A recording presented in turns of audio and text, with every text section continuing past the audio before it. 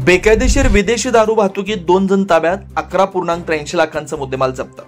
कोल्हापूर जिल्हा स्थानिक गुन्हे शाखेकडून बेकायदेशीर आणि विनापरवाना विदेशी दारू वाहतुकीवर कठोर कारवाई करण्यात आली। माननीय पोलीस अधीक्षक श्री योगेश कुमार सो यांच्या मार्गदर्शनाखाली पोलीस निरीक्षक श्री रवींद्र कळमकर यांनी आपल्या पथकासह 24/9/2025 रोजी आंबेवाडी तालुका करवीर परिसरात सापळा लावला। या कारवाईत विशाल रमेश कांबळे वय 30 राहणार वाकरे तालुका करवीर व युवराज महादेव पाटील वय 45 राहणार नंगुंद्रे तालुका पन्हाळा यांना टाटा इंट्रा मालवाहू वाहनातून दारू वाहतूक करताना ताब्यात घेतला। तपासणीत 3,83,456 रुपये किमतींची विविध विदेशी दारू, 8 लाख रुपये किमतींचे वाहन सहित जप्त करण्यात आलं।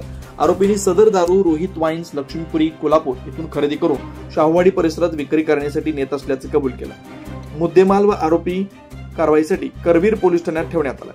ही कामगिरी माननीय पोलीस अधीक्षक श्री योगेश कुमार, माननीय अप्पर पोलीस अधीक्षक श्री बी धीरज कुमार यांच्या मार्गदर्शनाखाली पोलीस निरीक्षक रवींद्र कळमकर,